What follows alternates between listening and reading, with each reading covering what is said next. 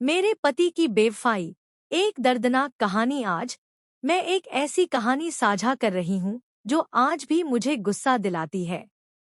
अगर आपने भी कुछ ऐसा अनुभव किया है तो कृपया अपनी कहानी टिप्पणियों में साझा करें। मेरे पति, या मुझे कहना चाहिए मेरे पूर्व पति, ने कुछ ऐसा किया जो माफी के लायक नहीं है।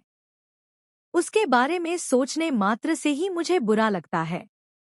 यह घटना हमारे बच्चे के जन्म के कुछ हफ्तों बाद हुई।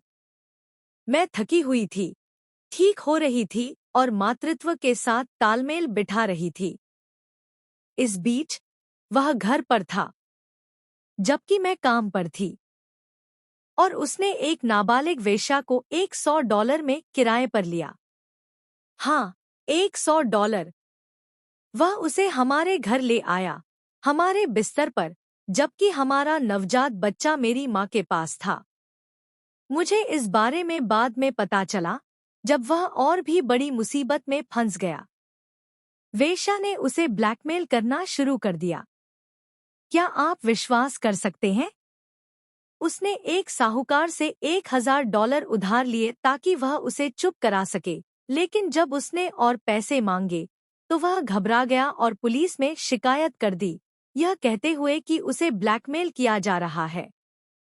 लेकिन समस्या यह थी, उसने अपनी भागीदारी छुपाने की कोशिश की।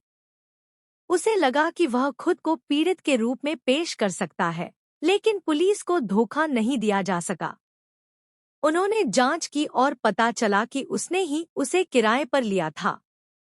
उसे गिरफ्तार कर लिया गया और हिरासत में लिया गया, और सब कुछ बिखर गया। उसने स्कूल में अपनी नौकरी खो दी और मैं अपमानित, दुखी और गुस्से में रह गई।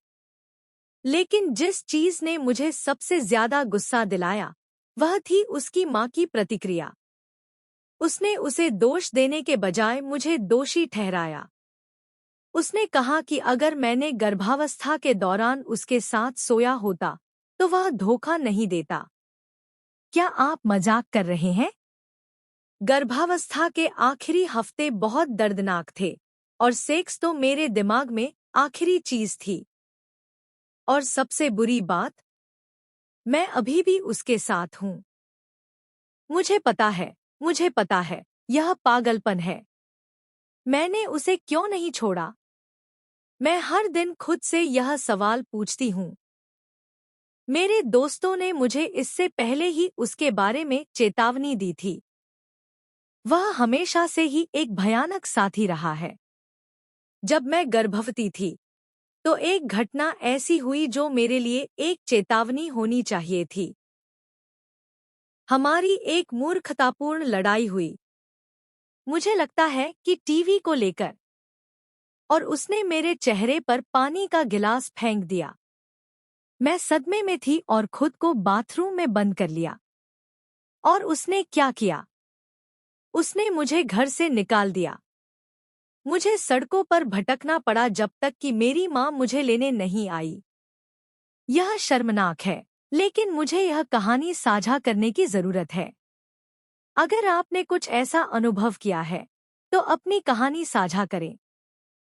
आपने विश्वासघात को कैसे पार किया? लाइक बटन दबाएं, सब्सक्राइब करें और नोटिफिकेशन चालू करें। आइए एक ऐसा समुदाय बनाएं जो मुश्किल समय में एक दूसरे का साथ दे। सुनने के लिए धन्यवाद।